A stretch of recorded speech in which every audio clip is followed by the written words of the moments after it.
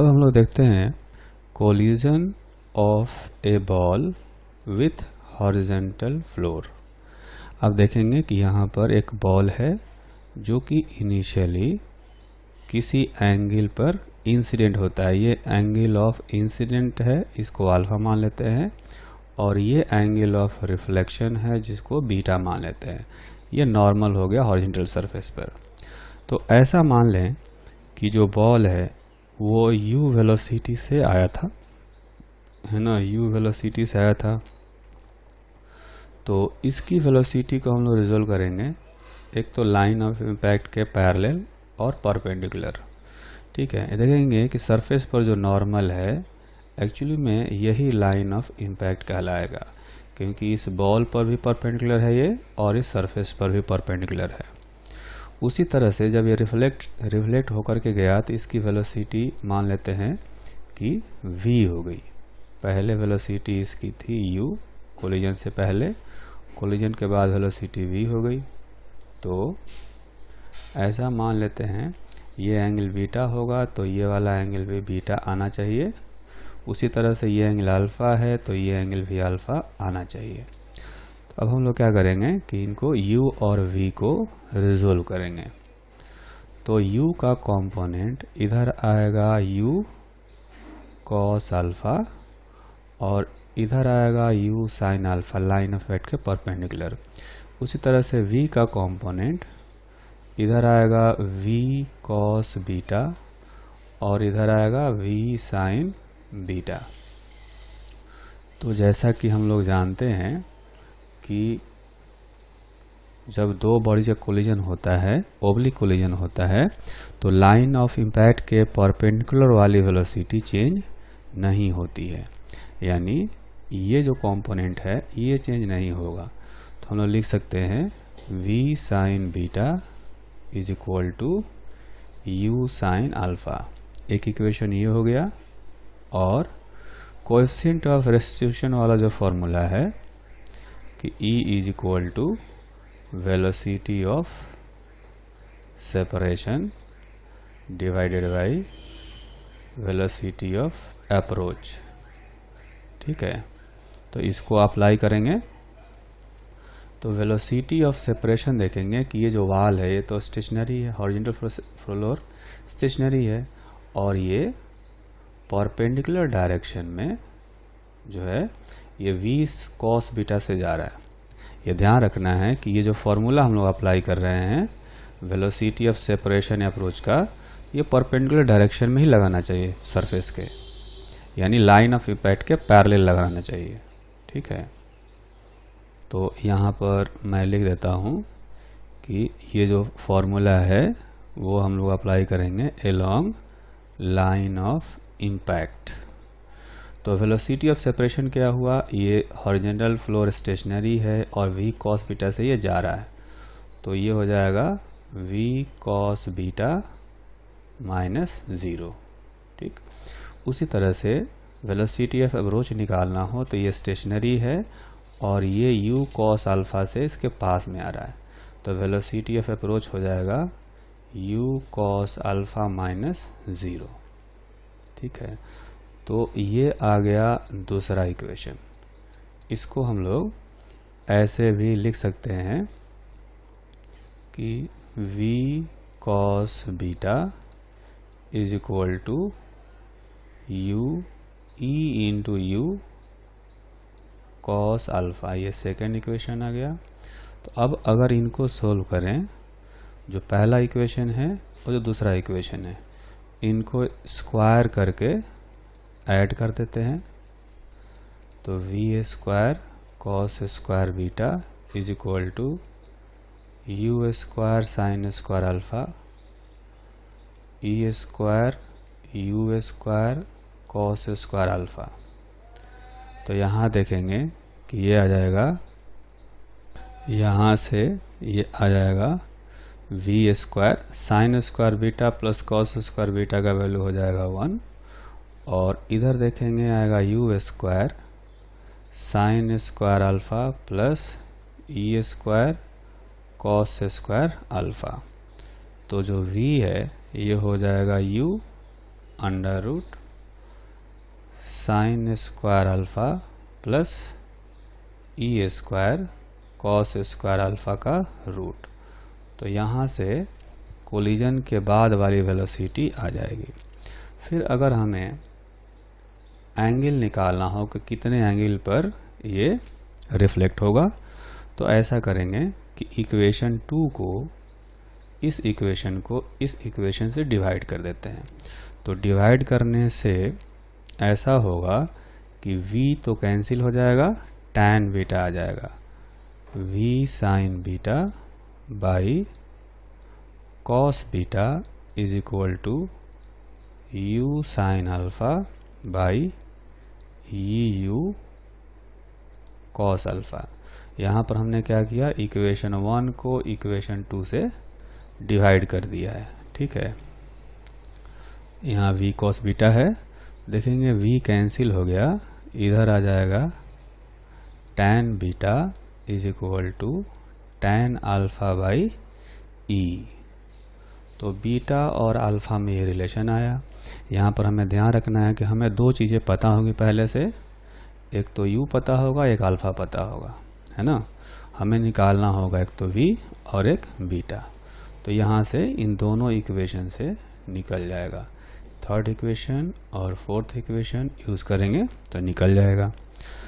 यहाँ पर एक चीज़ और याद करने लायक है कि देखेंगे आप कि जब यहाँ पर कोलिजन हुआ है ना, तो ये जो u cos अल्फा से आया था, u cos अल्फा से आया है, और जब रिबाउंड हुआ है, रिबाउंड होने के बाद इसकी वेलोसिटी हो गई है v cos beta.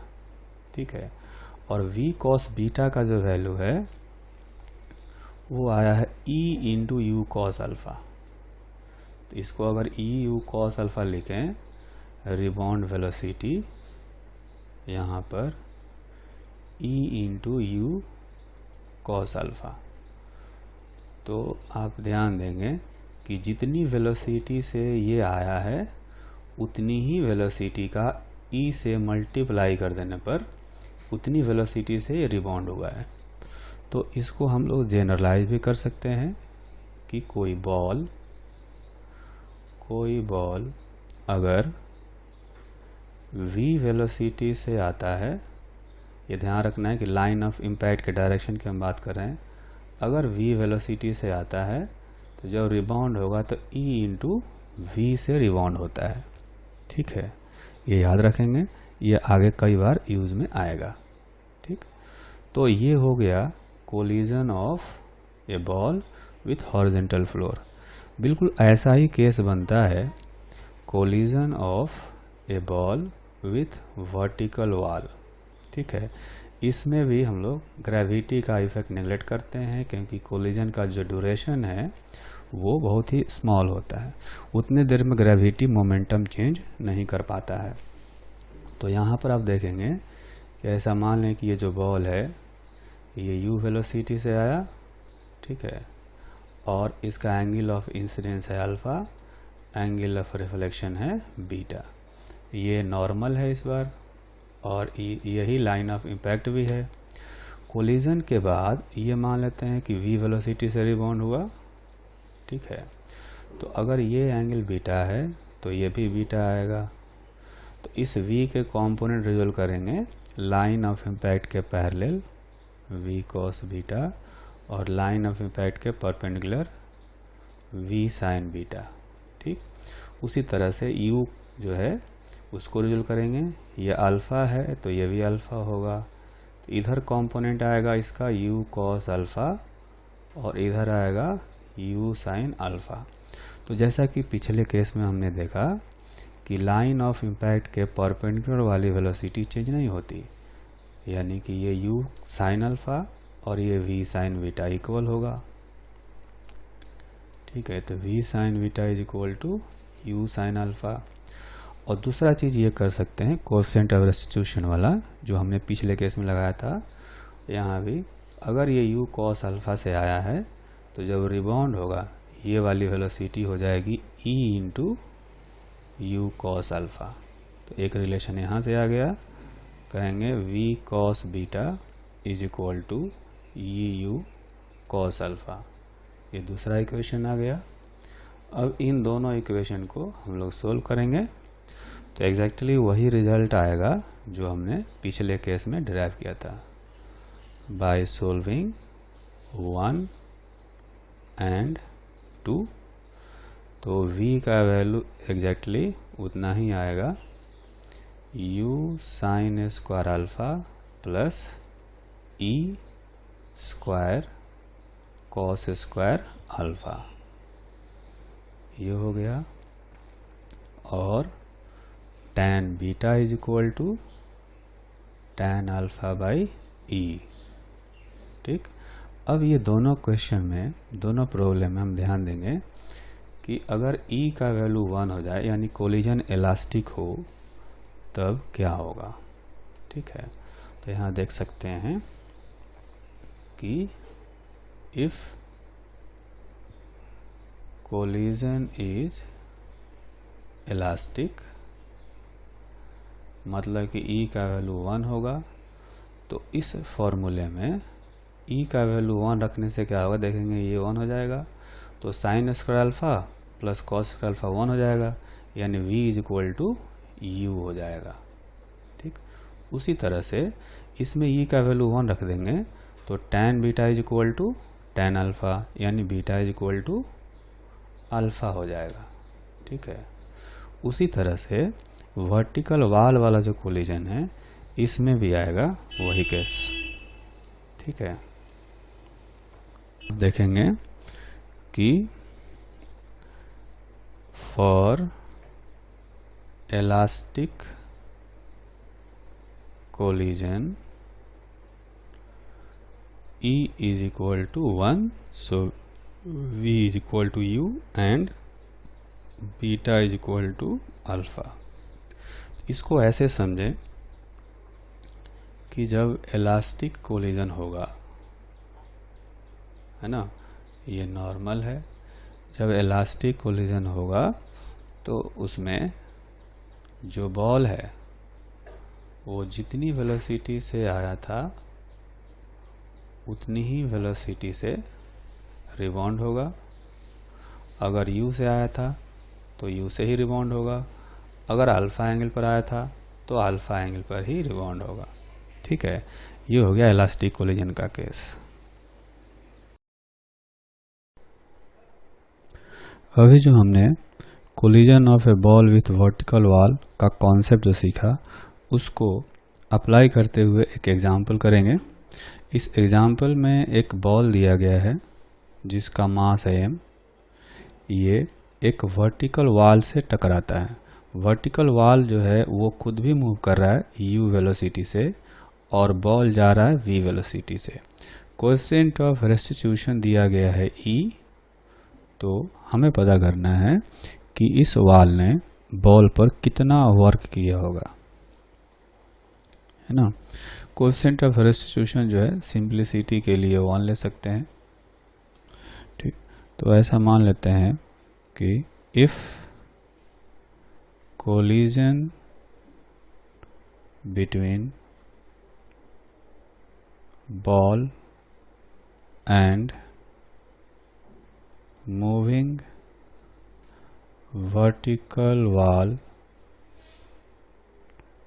is elastic, then find work done by wall on the ball। ठीक है, तो इसके लिए सबसे पहले हम लोग जो कोएफिशिएंट ऑफ रेस्टिट्यूशन वाला फार्मूला है उसको अप्लाई करेंगे। मान लेते हैं कि ये जो बॉल है ये v डैश वेलोसिटी से रिबाउंड होता है। ठीक है, तो E इज इक्वल टू होता है velocity of separation divided by velocity of approach ना, ये हो गया velocity of separation divided by velocity of approach. तो वेलोसिटी ऑफ सेपरेशन निकालना हो तो देखेंगे कि ये u वेलोसिटी से जा रहा है और ये v डैश से जा रहा है, तो इनके बीच में जो रिलेटिव वेलोसिटी आएगी वो आएगी v डैश माइनस u, और वेलोसिटी ऑफ अप्रोच जो होगा वो कोलिजन से पहले रिलेटिव वेलोसिटी जो होगा देखेंगे कि ये v से और ये u से एक दूसरे की तरफ आ रहे हैं, तो रिलेटिव वेलोसिटी हो जाएगा u प्लस v, और चूंकि इलास्टिक कोलिजन है तो e का वैल्यू 1 हो गया, तो यहाँ से देख सकते हैं कि v डैश माइनस u का वैल्यू हो जाएगा u प्लस v। ठीक है, तो इसमें से v डैश का वैल्यू अगर फाइंड करें तो ये हो जाएगा 2u प्लस v। ठीक है, तो जो वर्क डन होता है वो हमेशा चेंज इन काइनेटिक एनर्जी के इक्वल होता है, जैसा कि वर्क एनर्जी थ्योरम हम लोग पढ़ते हैं। तो बॉल की फाइनल काइनेटिक एनर्जी जो होगी वो होगी हाफ mv डैश स्क्वायर, और इनिशियल थी हाफ mv स्क्वायर। तो v डैश का जो वैल्यू आया है यहाँ से 2u प्लस v रखेंगे इसमें, माइनस हाफ mv स्क्वायर। तो ये जो 2u प्लस v का होल स्क्वायर है, इस ब्रैकेट को पूरा ओपन करते हैं तो यह आएगा 4u square plus 4u into v plus v square minus half mv square. तो देखेंगे कि ये हाफ mv स्क्वायर और ये हाफ mv स्क्वायर कैंसिल हो जाएगा, है ना, तो बचेगा यहाँ पर 2mu into u plus v। तो इतना आ गया work done by wall on the ball. ठीक, इसके बाद एक और एग्जाम्पल करते हैं। इस एग्जाम्पल में आप देखेंगे कि एक प्रोजेक्टाइल को u वेलोसिटी से प्रोजेक्ट किया गया है at angle of projection theta. तो हमें इसमें पता करना है find total time interval after which projectile will stop if surface is smooth and coefficient of restitution is E. Also find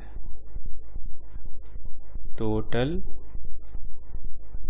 horizontal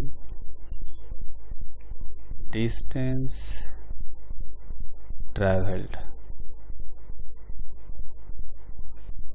before it stops rebounding। ठीक है, तो इसको ऐसा कह सकते हैं कि यहाँ पर ये जो प्रोजेक्टाइल है इसकी वेलोसिटी को हम लोग रिजोल्व कर सकते हैं u cos थीटा और u sin थीटा। ठीक है, ये दो कंपोनेंट आ गए। मानते हैं कि ये प्रोजेक्टाइल जब वापस इस ग्राउंड पर आएगा तो इसकी horizontal velocity u cos theta ही रहेगी, लेकिन नीचे वाला जो कंपोनेंट है वो उल्टा हो जाएगा, मैग्नीट्यूड हालांकि उतना ही रहेगा। u sin थीटा था वर्टिकल, अभी भी वर्टिकल u sin थीटा रहेगा। ठीक है, तो पहली बार जब ग्राउंड से टकराएगा तो वहाँ से वहाँ जाने में जो टाइम ऑफ फ्लाइट है वो होगा 2u sin थीटा बाई जी। ठीक है, उसके बाद क्या होगा कि ये जो प्रोजेक्टाइल है ये यहाँ से रिबाउंड होगा। जब रिबाउंड होगा तो हॉरिजॉन्टल वेलोसिटी इतनी ही रहेगी, लेकिन जो वर्टिकल कंपोनेंट है वो हो जाएगा E into you sine theta.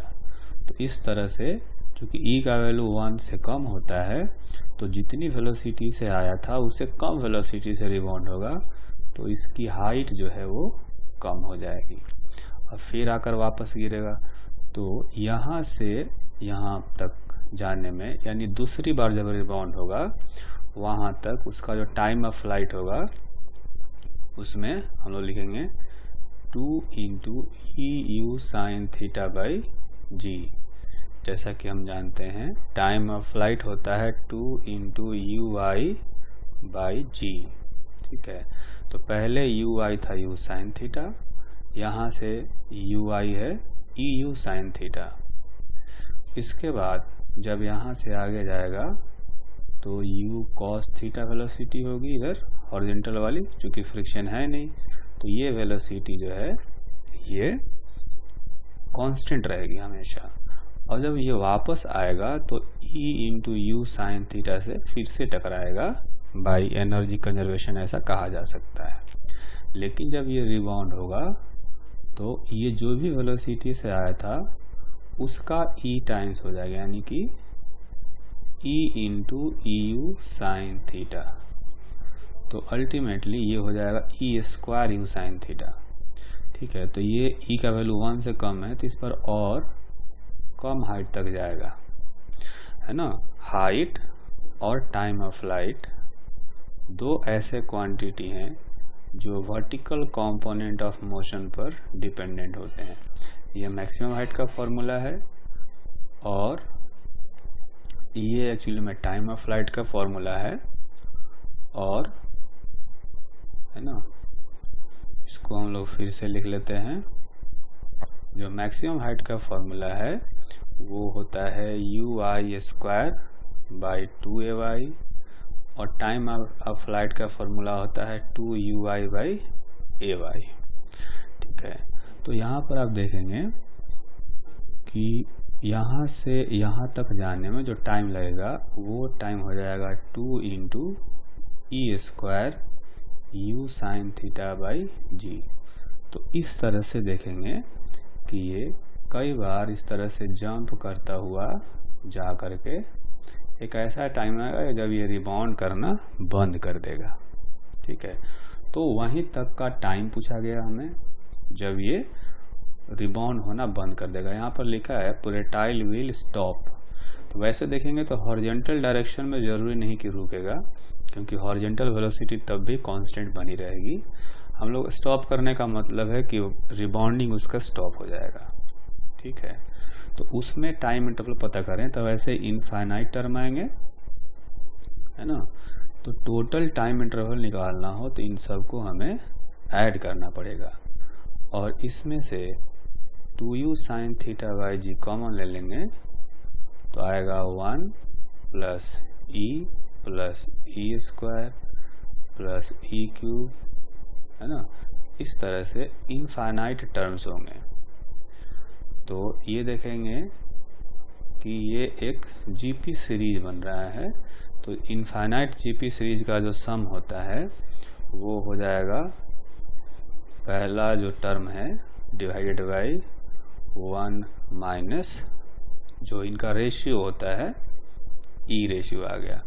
तो ये हो गया time of flight total, t is equal to 2u sine theta by g into 1 minus e. Total इतने देर तक ये रिबाउंड होगा। अब अगर पूछा जाए कि इतने देर में कितना हॉरिजॉन्टल डिस्टेंस ट्रेवल किया होगा तो वो भी निकाल सकते हैं। तो वो हॉरिजॉन्टल डिस्टेंस आएगा horizontal component of velocity into time interval. तो ये हो जाएगा u cos theta into 2u sine theta divided by g1 minus e, है ना। तो ये आ जाएगा u square sine 2 theta divided by g, ये 1 माइनस ई है तो 1 माइनस ई लिख सकते हैं, ठीक है। तो ये आ गया टोटल हॉरिजॉन्टल डिस्टेंस ट्रेवल्ड।